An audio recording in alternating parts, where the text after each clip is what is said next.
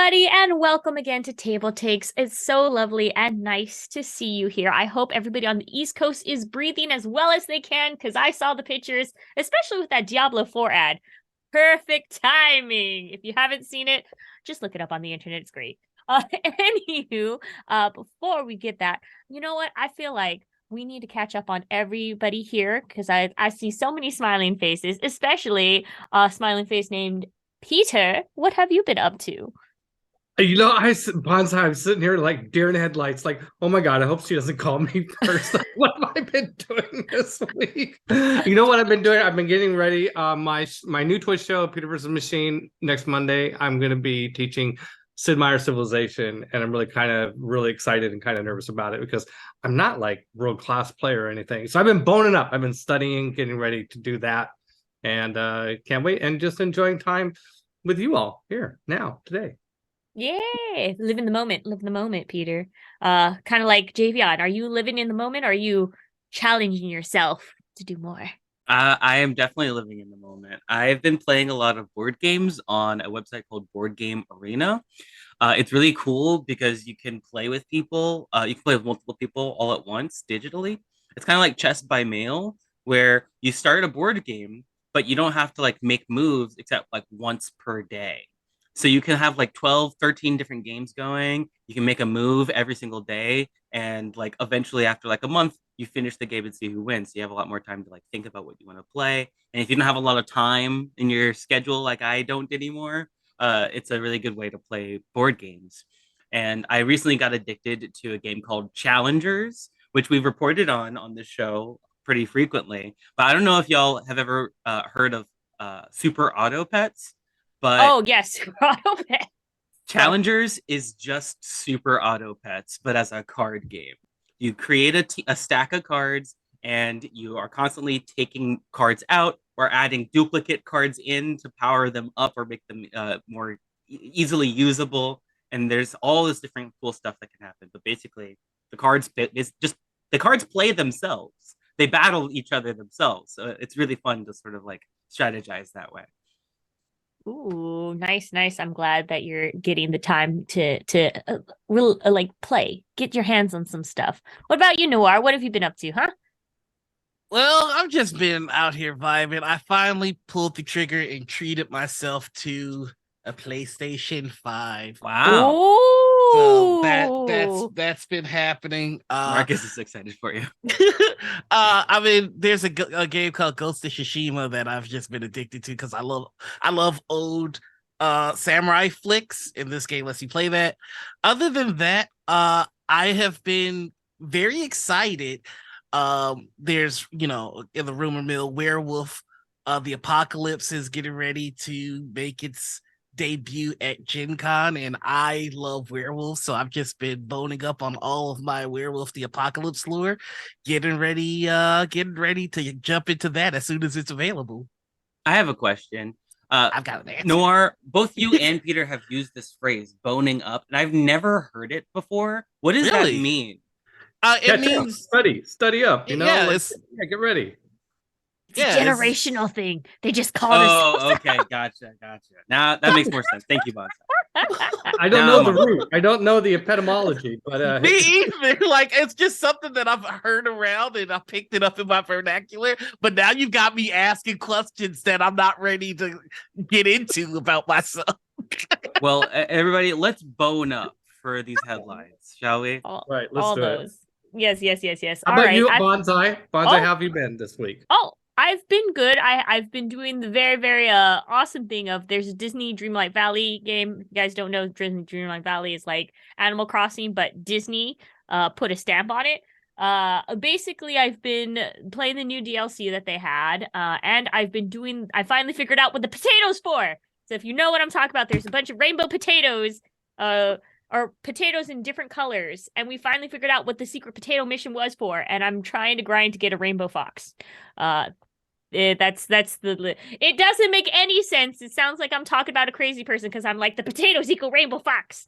But trust me, That's what the potatoes equal is Rainbow Fox. And if anybody who plays the Disney Dreamlight Valley will know, I mean, spoilers, sorry, spoilers. That's what the potatoes give you. Anywho, that's what I have. You know what? I just think it's just very exciting. It's a very exciting week, and we have something more very exciting to go on. And I think, Javion, I think you should handle what our very exciting thing that's going to happen at the end of the stream is. Yes, at the end of the stream, join us for a special interview with Diana Jones, emerging designer winner, Kayla Dice. Congratulations to Kayla Dice. We're so excited to have you on our stream. And also stay tuned after for a very special TableTakes game night where Kayla will be teaching me her award-winning game. Get this, Transgender Deathmatch Legend. It's a giant 2-player hex crawl battler where we use playing cards and a hex grid to fight it out with our wrestling matches. So it's supposed to be really fun. I looked through the rules pretty briefly, but I can't wait to get a demo of it. Ooh, it sounds so exciting. That's really, you missed out your opportunity to use the cool voice modular you had though. Oh, Javion. well, I'll make sure to use that later, I promise. Use it later. That's the mission. You know what? It's like first you got to get into it, get these tournaments fighting. Oh, speaking of tournaments, I just realized, guess what's going to be happening at Gen Con 2023 this year? I will tell you. The first ever official Disney Villainous tournament is going to be held at Gen Con with the new expansion in October. So this is actually, Disney is going to be running this event, which is very, very, very, very exciting. Filled with Disney, filled with fright in Disney Villainous first single character expansion. It will add playable Oogie Boogie characters along with Jack Skellington and the Pumpkin King to the game. This expansion will be available, of course, in October 2023. Ravensburg also revealed that they will be running their first ever official Disney tournament. There isn't so many rules out yet, but as we get closer to Gen Con, the rules were going to be becoming more apparent. So if you're like, yes, I'm really locked down on Disney Villainous and I really want to go ahead and be a part of official Disney event, go ahead and get some play demo games and get your villainous thing, or like villainous on. Exactly.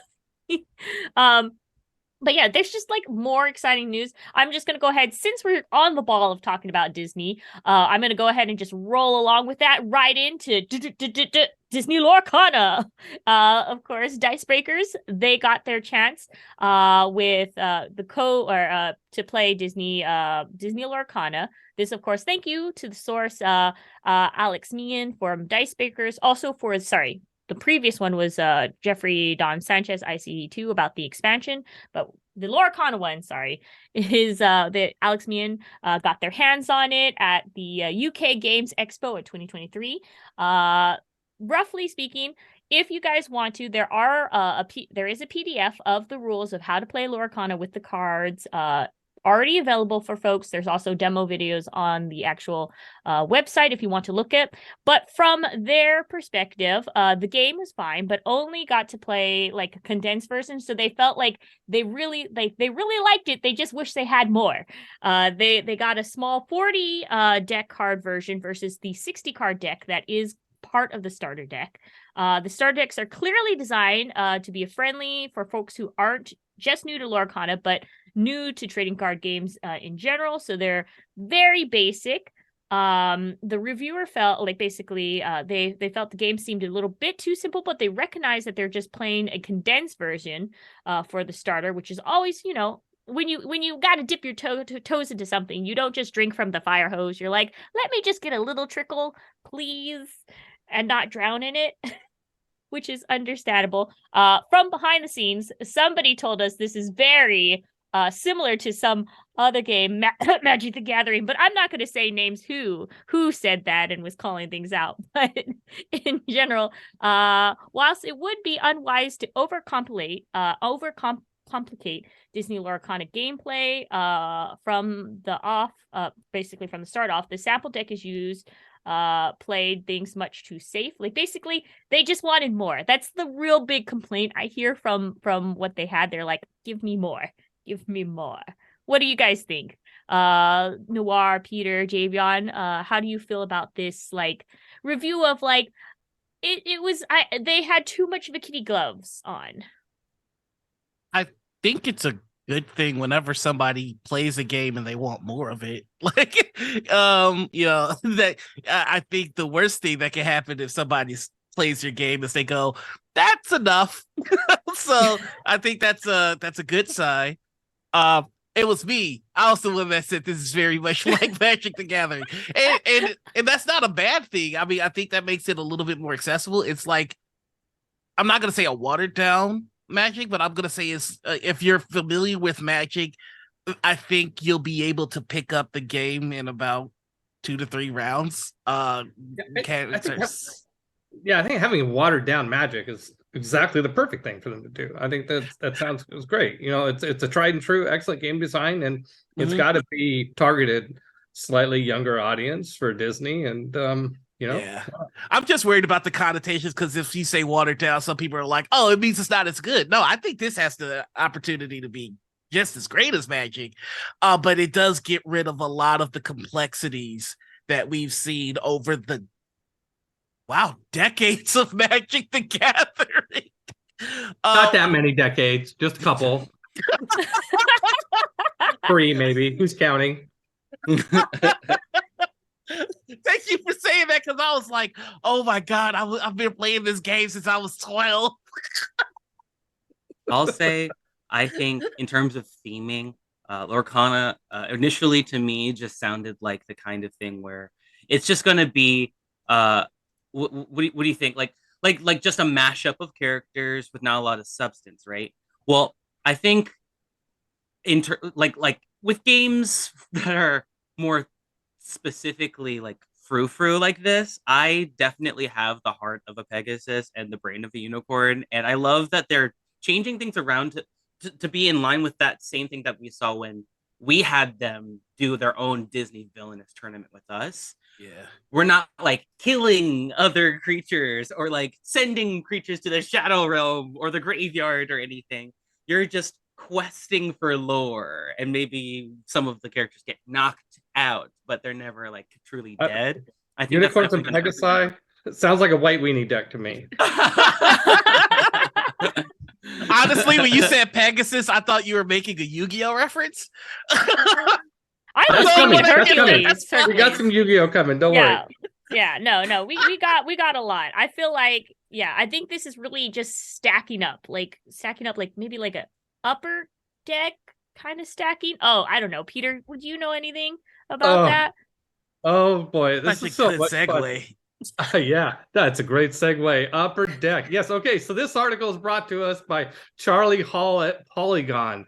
The pending launch of Ravensburger's Disney Lorcana trading card. Boy, it's getting a lot of news. Just a side, isn't it exciting that there's a trading card game other than Magic that's getting a lot of news? That's just exciting. We'll see how it lasts. That this trading card game is now threatened by an explosive new lawsuit issued by the Upper Deck Company. In the 19-page complaint issued 2 days ago in a California court, the rival publisher alleges that co-designer Ryan Miller previously created a similar game that is nearly identical to Disney Lorcana while under contract with Upper Deck. In addition to other requests for relief, Upper Deck is asking a judge for an injunction that would halt the release of Disney Lorcana, if it's successful, currently expected at this year's Gen Con convention in August. The game that Upper Deck says it paid Miller to design is called Rush of Ichor, which has not been released. Players are said to take on the role of gods, such as those once worshipped by ancient Greeks and indigenous Mesoamericans. The complaint goes into great detail to prove its claims that Disney Lorcana and Rush of Ichor have the same or similar mechanics. More on this later. It also calls into question Miller and Ravensburger's intent with regard to sourcing the rules for their own game. The complaint demands punitive damages, restitution, injunctive relief, enjoining Ravensburger from publicly releasing Lorcana, and more. In April, the company also filed a patent application for Russian Ichor. Oh, can't wait to see what that's about. We invested significant time, this is a quote, and resources to develop a new and novel trading card game, said the Disney Lorcana representative. Disney Lorcana was announced, that comes from Ravensburger. Disney Lorcana was announced in August 2022. The family-friendly TCG is aiming for a fairly wide audience, and its relatively bloodless gameplay stands in stark contrast to the product described by Upper Deck. The first set of Disney Lorcana cards was released at the D23 fan convention in September, leading almost immediately to a burst of speculation on the secondary market.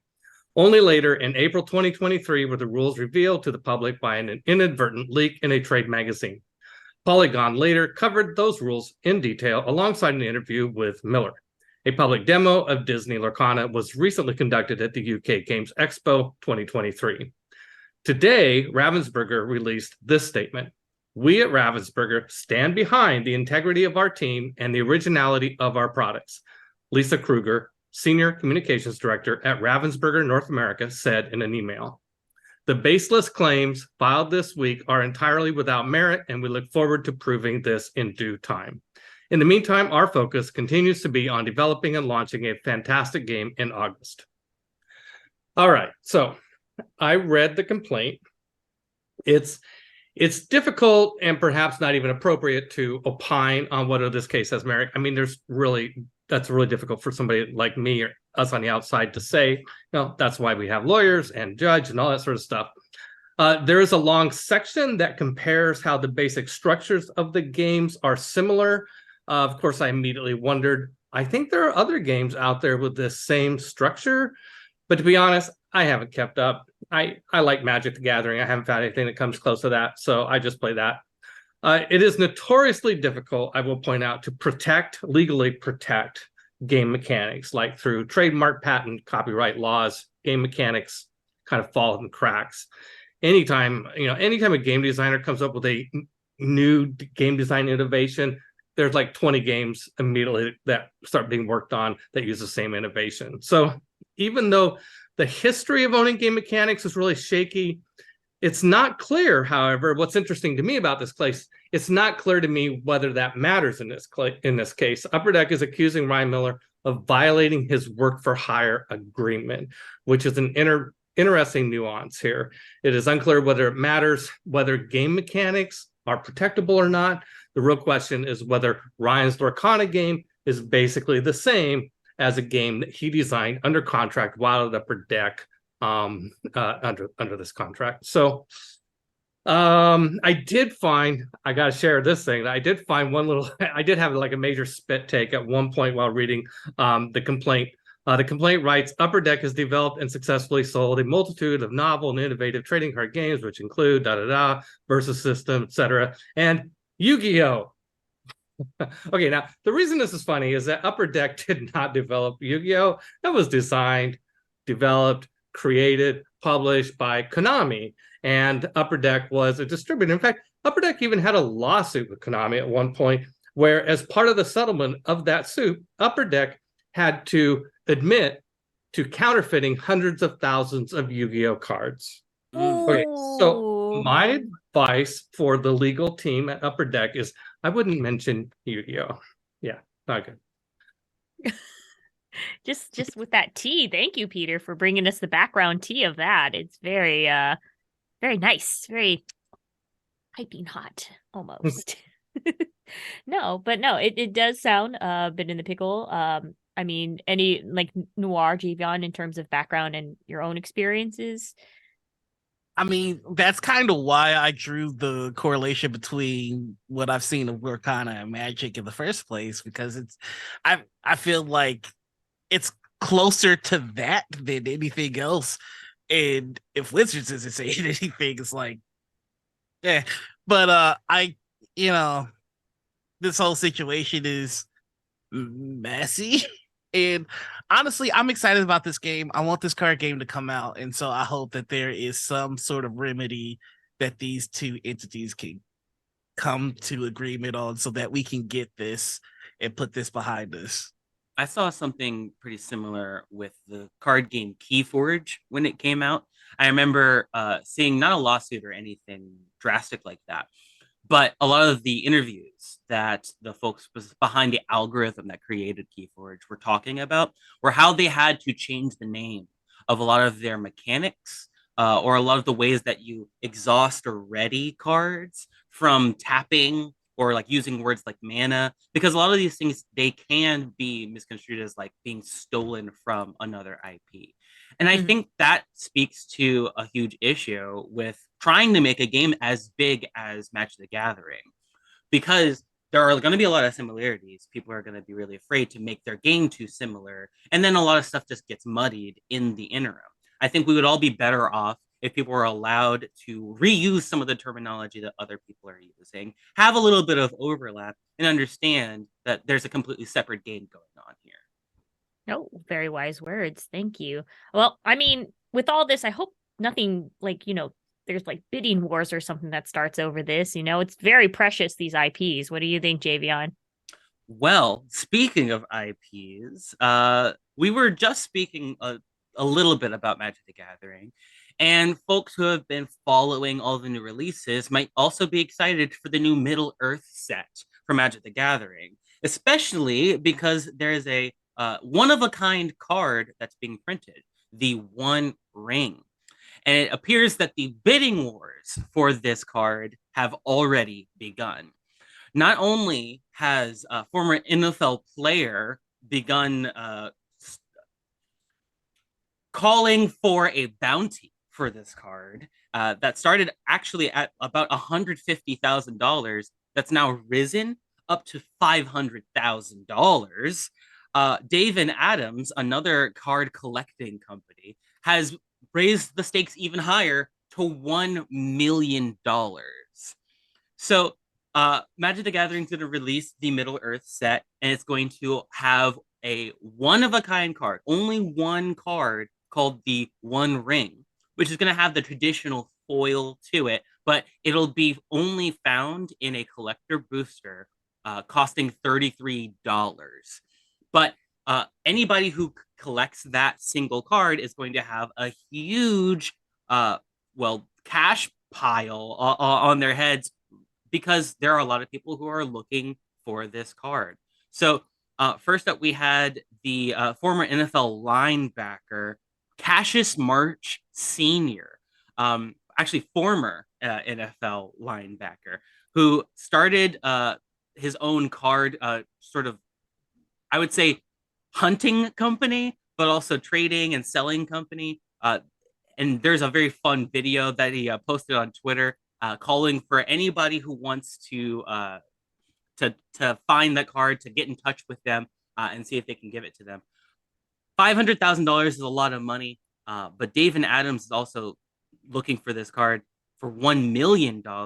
And we've seen a lot of other cards like Magic the Gathering cards that are really expensive go for similar prices, but never $1 million. I think the highest anybody actually paid for an Alpha Black Lotus was somewhere around the $600,000 range. So this is quite the leap. What would you all do if you found the One Ring card in a booster pack that you bought? I'm very glad you asked that, JV. Yeah, this one's for you, Noir. I have a couple of ideas. Basically, if I get this card, and I want y'all to understand that I am buying $400 boxes of this set, a couple, just so I might have a chance. And if I get this card, I'm letting the world know that I have it, and I'm putting the card in precarious situations every week unless my demands are met. I want 200 people to go out in public and do the chicken dance. If I don't have 200 individual videos of people doing the chicken dance, I'm putting the card in the toilet and I'm flushing because yes, could you get $1 million? Absolutely. And who doesn't want $1 million? But think of the chaos. Think of the madness you can cause with this card. Noir, Uh, you and I, we're both GMs. So we've both experienced players being met with terrorist demands. And you should know just as well as I do, they do not ever comply with terrorist demands. I'm sorry, but I feel like you got your work cut out for you here. But No, no, this is the Magic fan base. yeah, I'm total team chaos as well. I would just do an interactive like scale. You know how like Good Games Done Quickly does the save the Awesome games done quick, animals, yeah. or sorry, Awesome Games Done Quickly does the save the animals or kill the animals. Well, I was thinking of maybe I could just program something with the deck, have a fire on one side and like a case on the other, like a protective case, and so people can start the bidding wars like for a charity organization, just go and just like live stream it and just have people panic. Left. Can you imagine? Can you imagine the chaos? I gotta weigh in on JV's comment about giving in to terrorists. Okay, that happens in role-playing games when you're playing a character and you're imagining my character is too cool to ever give in to the terror. But in real life, you think of all those people looking at that one ring card about to get burned or thrown in the toilet. Sure, we'll do chicken dance. Let's go. Let's go. Let's go dance. Dance for me.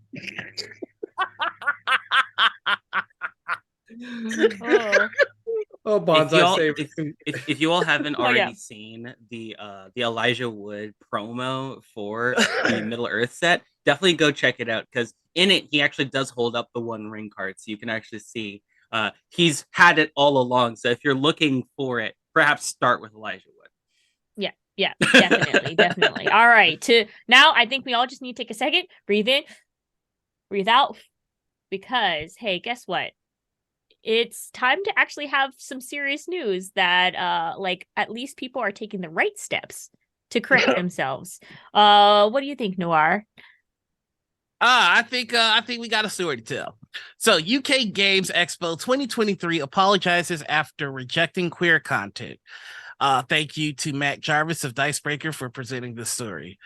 Avery Alder's Dream Askew was blocked from appearing due to themes of sexuality or orientation, while Jade Dragon Sleepaway reportedly saw its event's description changed to remove references to queerness.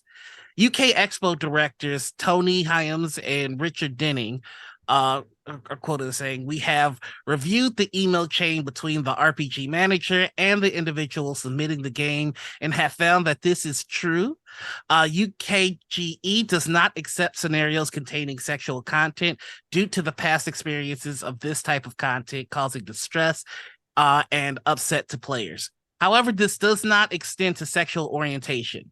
The volunteer made an error of judgment in conflating the two, and UKGE offers our unreserved apologies to the GM. It is not our policy to censor based on sexual orientation, and we failed the GM by rejecting the scenario and the volunteer by not giving sufficient support and advice. The volunteer was oversensitive to an incident that occurred in 2019 and stepped over a line. We have always tried to be an inclusive and diverse conviction, welcoming all. Sometimes we make mistakes, and this was one such time." You know what? I see this, and I can see how something like this ends up happening. To quote the famous line, "Fool me once, shame on you. Fool me twice, shame on me." This is a fool me once kind of incident where it's something happened. It sounds like an incident, and I see them working to make the right moves. I hope again that everybody resolves this in a mature and satisfactory way for all parties involved. And I hope that something like this doesn't happen again, especially during Pride. Right now, the political tensions involving all things LGBTQA plus is tenuous. And so right now, I can understand a lot of my queer friends and my being on our guard right now. And, I just want to see them fix this, and then we can move on. Yeah. Well, like I said, at least this is somebody coming in, not waiting to like fix the problem, but actually fixing the problem, releasing a public apology. And it is just like somewhere through the chain of command, people didn't get the proper proper training, and stuff, and just mistakes happened. And owning up to those mistakes so they can grow as a company, is awesome. Peter, you said you had some new talk about this, or you're good? Oh, I just mentioned, I know Tony and Richard really well. They both seem like really good guys. I'm sure they're really really sad that this happened in their organization. And I for one feel pretty confident that they'll take the steps. These things are often an opportunity for the company to grow. Something like this happens, you think that you think your whole organization's aligned, in the direction that you would have for them.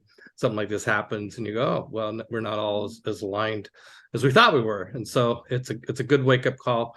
And I think that will happen.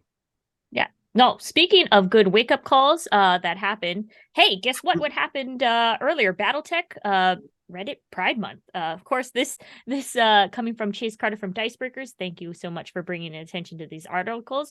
So this is Reddit news that has made headlines today, of course, because it's during Pride, and especially because the United States has very high tension when it comes to the rights and equality of folks just existing currently. So members of r/BattleTech are accused the moderator team of power abuse and blatant bigotry on June 3rd after several posts highlighting the BattleTech Pride wait, how do you say this word? I'm blanking. Analogy. Anthology? I can anthology. Sorry, I had a brain fart and I couldn't remember how to pronounce that word. Fancy word deleted or otherwise removed without warning, according to the editor of the project who spoke to Dicebreaker via email. Catalyst Game Lab stepped in to create a new official subreddit. So this is Catalyst Games seeing the problem that is happening in their community, stepping in and being like, no, bad.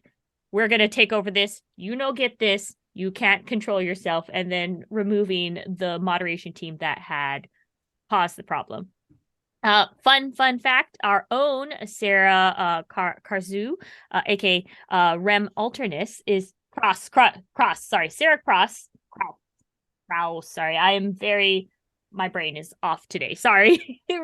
aka Rem Alternus is featured in this article saying, quote unquote, the need for a safe space on Reddit was brought by my attention today. While Reddit was far down my list of things to get to, I feel that our community had an urgent need for our presence and our support.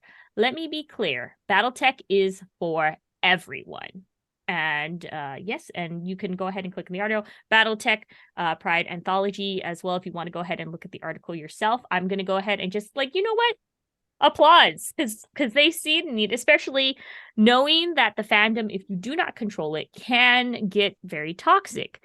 And this is just a good step for Catalyst Games, Game Labs to step in. Rem Altimus also making a statement as well. I just give kudos for that. Anybody else have any comments on this? Nora's muted. Oh, right, you muted. No, I'm good. Thank you. I've worked with the Real Alternatives folks, and I know that they're good people all the way around. I really appreciate that they took action as quickly as they did in this regards. It's unfortunately, it's very common for brands to just kind of let their community do whatever they do, and just, as long as they don't do it directly, they have, they can always say it's not on them. So taking that extra step to get involved and to go, no, we're going to create a place that represents what we intend as the creators of this product. That's very commendable, and I highly respect it. So just shout out to them for going above and beyond. All right. Now that was thank you so much for that. Just round of applause still again. Yes. So last but not least we have is Noir. What is coming in from Japan? All right, listen here, you maidenless sons of guns. We've got some news. Elden Ring RPG is releasing this month in Japan. Uh, Daniel, thank you very much, Daniel Bueno at Silicon Era for giving us the story. The Japanese company Kadakawa is officially releasing an Elden Ring TTRPG on June 20th in Japan. This game was designed by the same folks behind the Japanese Dark Souls TTRPG.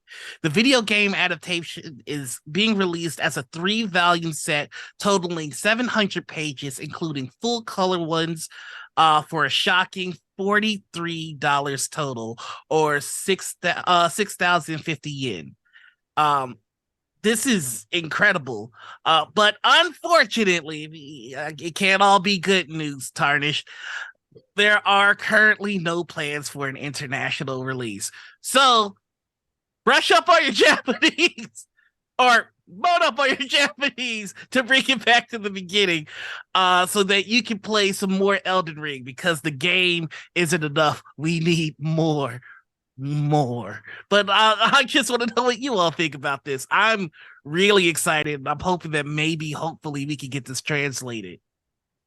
I'm sure you're not the only one who's excited. I'm sure people in Japan are jumping up and down in their seats, excited for this, because Elden Ring is massively popular.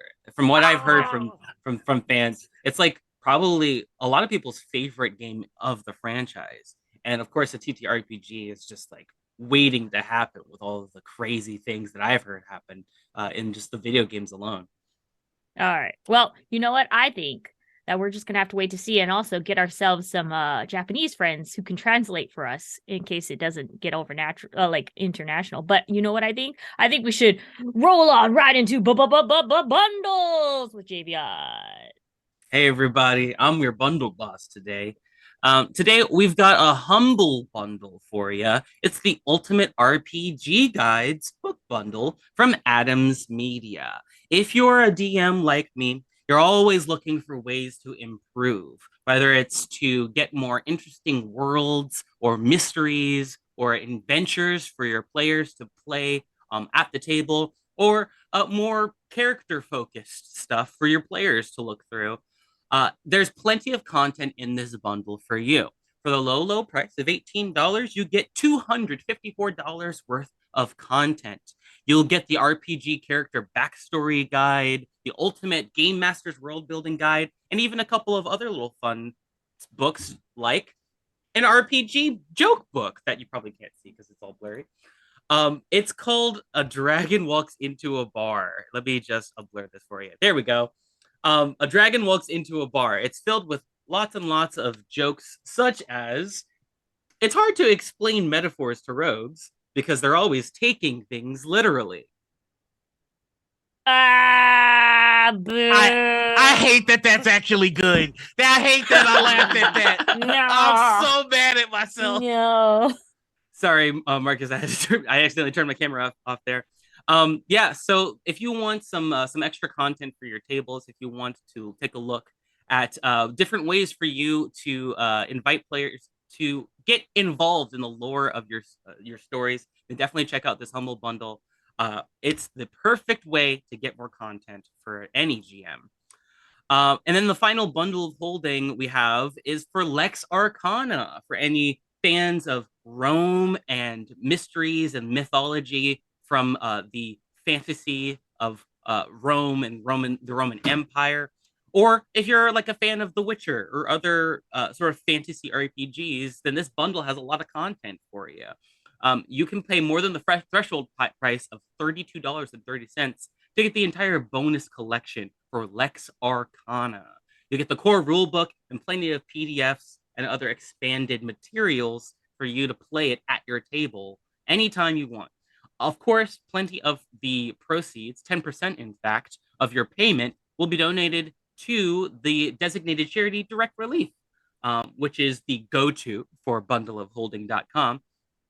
Direct Relief sends protective gear and critical care medications to health workers so you can help prevent more of the chaos of the pandemic that is still raging on to this day. So definitely check it out. You've got 17 days left.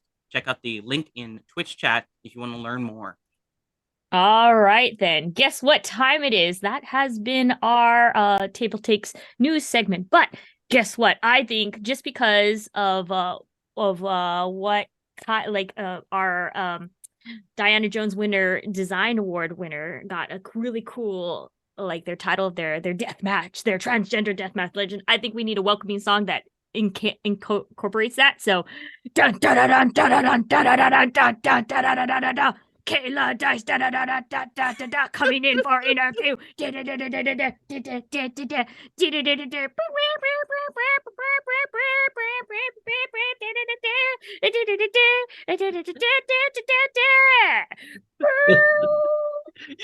kept that going the whole time. Hello. Hello. Thank you for coming in. How are you doing, Kayla? Tell us a little bit about yourself. I am good. My name is Kayla Dice. I make games as Ratwave Gamehouse. I tend to say that all of my games, or most of my games, are in lots of different ways about connection and alienation. Even when sort of like mechanics and genre can differ a lot, like those are maybe like the themes I come back to about like, I guess, how we relate to each other and fit in the world, or often don't fit in the world. Oh no. Yeah, those are like just finding a place to belong and be part of, or just like understanding is such a, beautiful concept. I think we all have, like, no matter what, have an understanding of needing to find a place. So, like, with this, like, how did you get started with designing and writing games? That's a good question. I think I would have started at like the end of 2020. So it was probably from maybe spending a lot of time indoors. But I think also it's like I only really got into RPGs in like 2018 through some friends I knew, and like the starting point I had was actually more like indie RPGs. Like I think something like one of the first things I played was Monster Hearts. I really enjoyed playing, but didn't really have much of a sense of what making things would look like at that time, at least. And then I guess around 2 years later, I used to be like a stand-up comedian and I used to be a wrestler. So I was used to like performing and doing creative things, but like those avenues of creativity were kind of cut off because they were things that like so relied on being in a physical space. And I think that's, I guess, what brought me to design. Like the first few things I designed were really small, sort of like one-page stuff just for game jams and discords I was in. But then I began to work on, I guess, stuff that was bigger and that I found like really like artistically satisfying. Like one of the first projects I think that like cracked stuff open for me was a belonging outside belonging game I made called How to Embrace a Swamp Creature, which is all about being mentally ill swamp things in a deprived commuter town. And that was really me processing, or not processing, I think I'd processed already, but like thinking through and putting a lot of my experiences growing up as like queer and neurodivergent in a deprived commuter town, and but putting that through like filtered autobiography. So then from there I like worked on lots of other different weird stuff like transgender deathmatch legend, or like Fear the Taste of Blood, or Old Gods and Young Guns, which are all very different from each other, but maybe are more just sort of always whatever's fascinating me in the moment. Really quickly, I just have to say, you name things awesome. Like, Yeah. just hearing the rundown of all the things that you've created and their titles. I mean, even Ratwave Gamehouse is just extraordinarily just creative and enticing. You want to know more about it? I'm very curious. Like, do you do that intentionally? Is that part of the process? How do you go about finding the perfect title for the projects that you make? It really depends. A lot. I was thinking about this because a lot of the time I don't necessarily start with a title, because I tried to write a game recently where I started with a title. I thought it was a really good title. I started coming up with a game. I didn't like the game I came up with. and I like very quickly I realized I don't want to write this game. The title is good, maybe it will come up into something else one day. Sometimes they come really closely together. So the origin point of Transgender Deathmatch Legend is for a game jam I just made, like a one-page like two-player fighting game inspired by like stuff like Tekken or Street Fighter or whatever. And I was suddenly like, what could these mechanics do as their own thing? What if they're like a beat 'em up or something along those lines? And what I remember thinking was at the time I was like, oh, what's a beat 'em up? And I just had like a very old idea of the phrase that came into my head once, Transgender Deathmatch Legend, and that became the game. How to Embrace the Swamp Creature was named after a Mountain Goat song. Yes. I Love it. Taste of Blood as a title I really love. And someone once asked me, what does that mean? And I was like, I have no idea. It's a horror game, but it's kind of about horror movies. It can tell lots of different stories, so I didn't want to name it after one creature. So I just like mashed together like maybe 3 subtitles of Hammer horror films in a way that is meaningless, but gets the vibe across. And like the next project I'm working on is a game called Terminal, which is very Matrix inspired. And I thought long and hard about like the title for that because I in the end liked the double meaning of terminal as a thing we associate with computers, and then terminal is also a state or something that is terminal and means death is coming. No, it just man, you are. I'm still like just really those really good name bases. But yeah, I was gonna steal one more question if I could. That has absolutely nothing to do with it. Can I ask who your favorite wrestler is? Yes, that is a great question. So I was really into wrestling as a kid, and my favorite wrestler as a kid was Rey Mysterio. Hey! Rey Mysterio was my hero. Wow, yes. I loved Eddie Guerrero as well as at the time. I was really young when Eddie passed, and that was so devastating to me. In terms of like modern wrestlers, I love like Hangman Adam Page or Hangman Adam Page is coming to mind, and then like big fan of like luchador styles everywhere as well. Okay. John Moxley, actually, there's a John Moxley quote I think is one of the first things in Transgender Deathmatch Legend actually. So I have a question for you. Now that you're an award-winning designer, is this something that you saw coming? Is this one of your goals? That's a good question. I mean, I guess, I self-nominated because I did have some sense of belief in myself, but I guess I tried to like, I feel like anytime I go into something where I'm putting something up, I try and have like a mindset of like, this would be nice if it happens. If it happens, that's a sign that I deserve this, or what it deserves a weird phrase, but like that I try and preemptively dodge any imposter syndrome, like work through that, while also being like, I'm not going into this like I'm entitled to anything. What happens. Hard mindset to maintain, don't always imagine it. But it was a really huge honor. Like I said, I've been making games since like late 2020. And like in that time, I've constantly been like struggling with money due to just some like difficult personal things. So like virtually every game I've made by myself, like in every aspect, like writing, layouts, releasing. And there's kind of sometimes I maybe had this like worry of like, I feel like I'm just too small.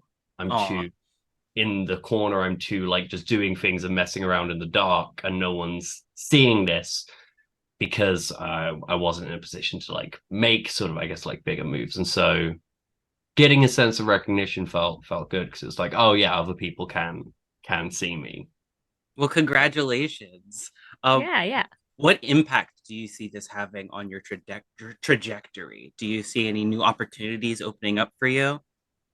I mean, I'm really hopeful. I'm going to be hopefully launching a Kickstarter in late July for a new game, and so I'm hoping sort of like the attention and awareness from the award will be beneficial there. I'm really so ecstatic to go to Gen Con, which really does feel like Yes. a sort of, maybe like once in a lifetime opportunity. I'm like really excited to be there and meet people. And then obviously other things of the prize like really could just be like a very powerful thing in terms of like leveling stuff up for me, like from a professional perspective. Like I'm hopeful I can use some of like the tools and stuff I've been gifted as part of the prize and take and take my design and do things with it that maybe wouldn't have been possible before. That's what I hope. Well, we look forward to seeing you at Gen Con. Yeah, Yeah, no, I mean, with this, like how you said you were like kind of you had a lot of your own struggles going through this, and like being your one person team, one woman show as you would. What would you say as advice for maybe other aspiring writers, artists, game designers that you would like if you were to tell your younger self like, hey, when you started this out, what would you like tell them like, hey, get this done real quick. This is what you need to do. This is the first few steps. I guess like a thing I'd always say is that like there's probably like more help out there than you realize. Like I gave myself credit like, oh, I've made everything myself, but also like I've done that with like help and advice from other people. Like I've been able to the first 3 or 4 games I made on Word. And I really very quickly hit the limit of what I could do with layout in Word. And then the reason I was able to be moved to working with like Affinity, I've forgotten whether it's Affinity Publisher or Designer, the one I did the layout in, which is a weird blank, but was because someone on Twitter Speak the Sky ran a fund where they were just like, hey, apply for this if you don't have money and would like this. And I was like, oh yeah, I don't have money and would like this. In terms of knowing some ideas about discords, about times of release or things like that, or other kind of advice of how certain things should work. My layout got better because of advice I got in discords from other people who were cool layout designers. Listening to podcasts and stuff informed me of other things by design. Being someone who pays attention to games and what's exciting, I feel made me a better designer. I felt like I was designing alone in the dark, but I do have an awareness of like that's not true. I was a point of connection in a wider scene in some sense. Absolutely. And I'm looking here, and the website is rapwave.uk. And so that's got me thinking like this is an international venture that you're doing here, which adds another level of difficulty to your game designing journey. Have there been any particular bumps in the road because you're working in the UK and selling your games here? I suppose there's a thing like an immediate sort of hold. Like I've only very recently sorted like physical copies of my games that aren't like print on demand via Lulu. And that's the thing where it goes back to like knowing people. I sorted that because I was working at UK Games Expo on Soul Muppet stall. And part of what we figured out as a deal was like printing some of my stuff and getting it set up in their web store. I don't think I'd have been able to figure out how to be selling to the UK physically without selling to the US physically while being in the UK, at least not with the time I had. Time's always such a thing. I currently work a job that has like much more generous hours. So I do actually have a lot of time by myself to be doing design and layout and figuring out other things. But I spent a lot of the year before that unemployed, or when I was working, it was massively draining and had my own like personal situations that made finding time super difficult. But like international, I guess like a thing, yeah, in terms of like actually selling stuff there, I think that's probably a big thing that maybe someone in different positions than me could have figured out by themselves. I felt like I needed help, and luckily was in a position that there are people in the UK who want to build ladders for other people. Well, clearly your work has definitely paid off. People are talking about your game way more now than ever, and we are very excited to see a demo of your game later. Excuse me, Transgender Deathmatch Legend. Can you tell us if the folks at home want to get a copy of it, how can they do that? So Transgender Deathmatch Legend in like physical edition, you can buy that on the Soul Muppet store at the moment, or it should be going up shortly. Otherwise, you want to look at like ratwavegamehouse.itch.io. It's available there digitally for $15. When you buy it, it includes like the PDF. It's like a nice slim volume, very easy to grasp rules. It also includes like the playingcards.io template we'll use, and we'll explain a bit more about the game for game night. But I guess the thing to know about it is it's a queer hex scrolling beat 'em up where you're resolving bloody street fights as a fun and simple to grasp trick taking game. All right. Well, sorry. Hey. Go ahead.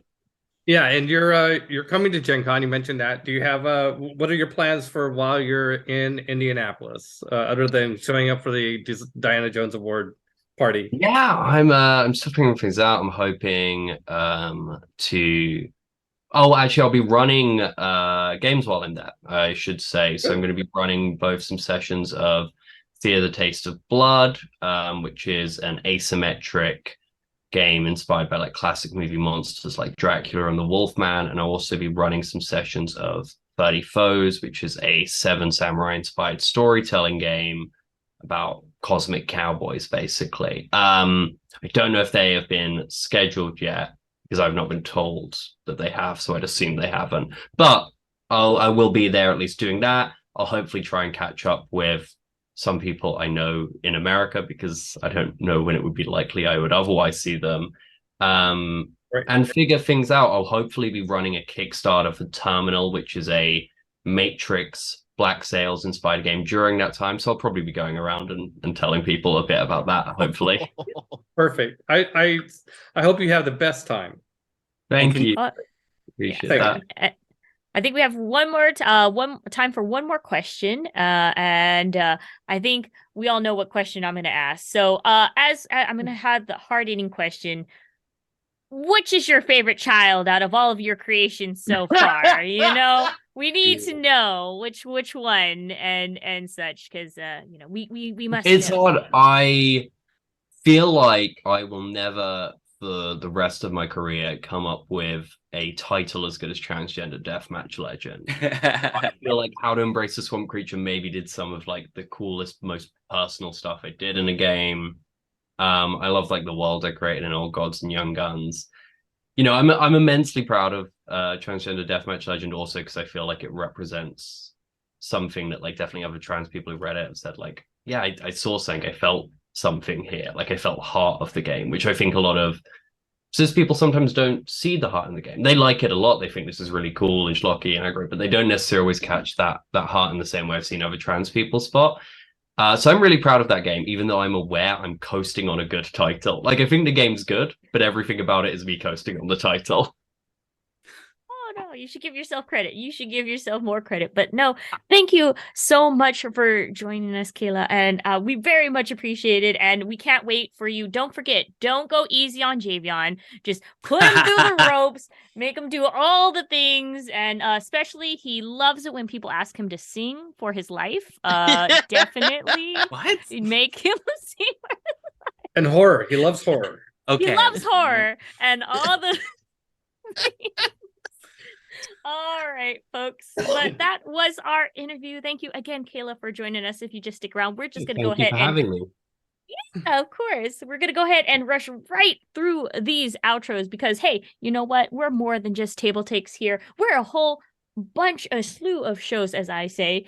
So stick around right after this, of course. Kayla here is going to be talking about her Transgender Deathmatch Legends game with Javion as her own guest. Javion's going to be playing this.